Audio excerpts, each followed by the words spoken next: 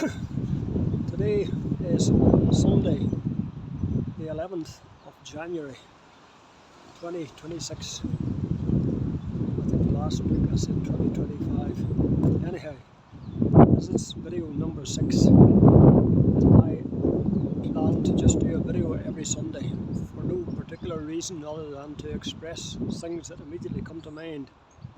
As usually I come with no script.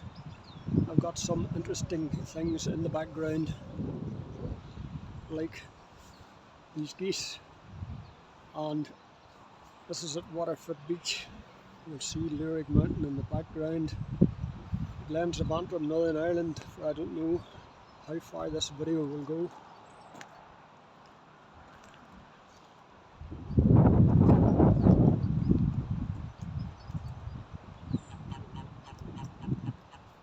There you can hear they're getting a little alarmed as I get closer.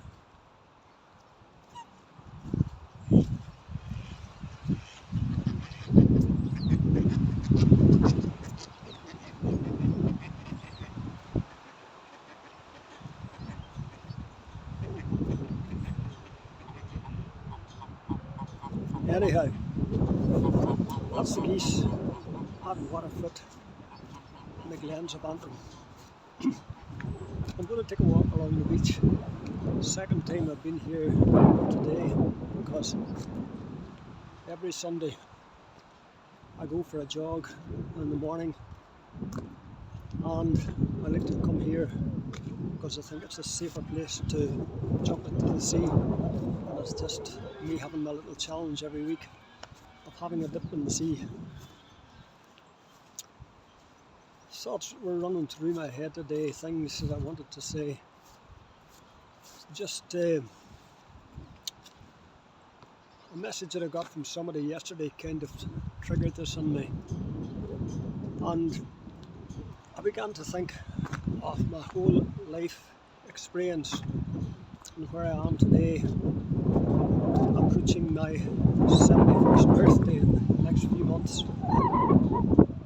And I'm observing people all around me, even younger than me, having given up on life, and yet I'm feeling that I'm coming into I don't know, an era of where things are getting exciting, almost. So it's the reason I've been here. I can't say that my life was marked with what anybody might call success, and then I was never searching for success in worldly terms, so far as I was always puzzled about the endless pursuit of money and the treadmill of what do you call it, the treadmill, the daily treadmill of life. And I escaped that, but escaping that didn't come without a cost, because when you can say money isn't important, of course in the existence we're in it is required. And so maybe in my pursuit of the idyllic life, sometimes I was forced back onto the treadmill again, just to pay the mortgage and so on. So it is a bit difficult to escape. Perhaps I'm lucky enough now to at least have all those things squared up, mortgage paid off, and at least have a home that I can live in that, according to some kind of rules, I have the right to live in without paying rent and so on. But I'm never so sure, if it really comes down to Hardy, that if somebody further up the pyramid decides that I'm not going to have that kind of security, it wouldn't belong to until they would remove it. But nevertheless, I have a certain liberty now, insofar as I don't have to get up every day and get on that treadmill to earn a living. So I have time to reflect and to look at life and to look at the world around me, and I do dig deep in that. Yes, I'm into the politics of Trump and Israel and Palestine and America and Venezuela and so on. But the one thing that I don't do is I don't take sides. Because I'm an observer in all of this, and I'm always aware that I am not partial, or I'm not given all the facts. I'm not read in like some people. So it's not something I ever get wrought up about. Yes, you could say I'm concerned about that.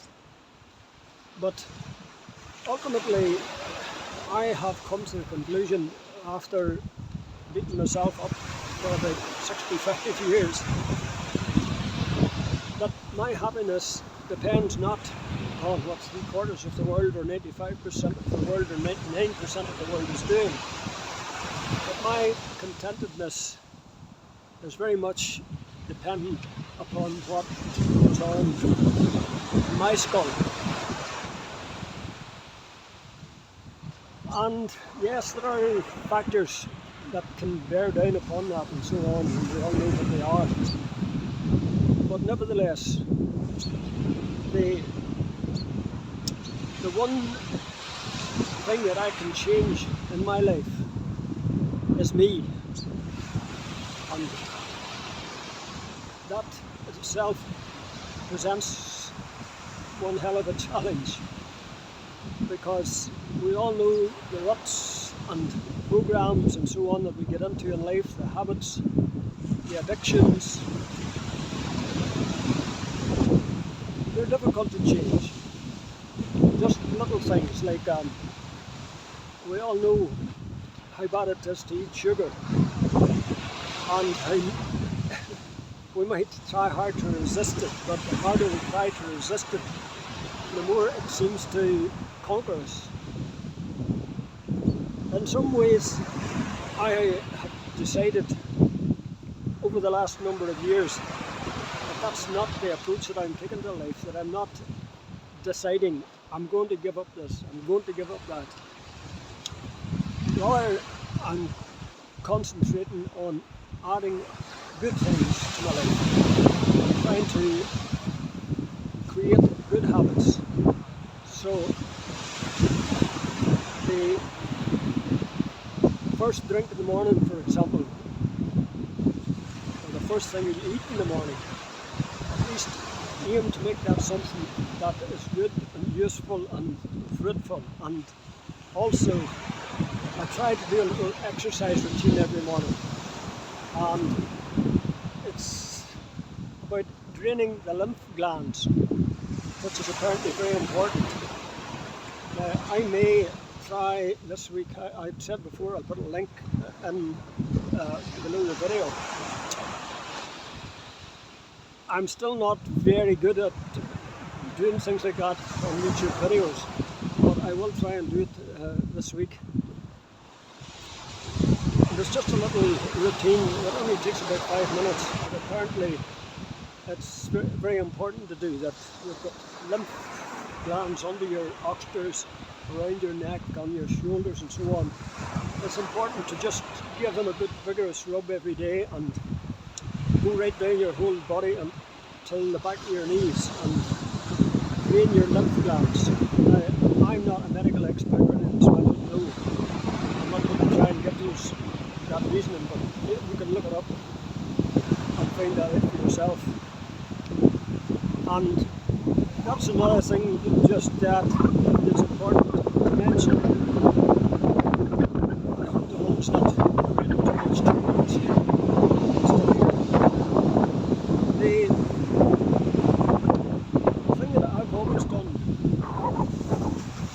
all of my life, I suppose I've never accepted things at face value. Always asked questions, and I'm still asking questions. And so that's not the kind of advice that you will get, for example, if you go to ask your doctor. And I don't know about the whole establishment way it's set up, you know. always puzzled me that when you go to hospital, for example, you have a sweetie shop at the door on the way in, and if you do go to the doctor, they don't ever advise you at all about nutrition, and maybe not in 100% of cases, but I know doctors are boxed in by having too many patients at each, and they only have 3 minutes at least for each of them and so on. But the essence of good health has to be what I put down my gullet.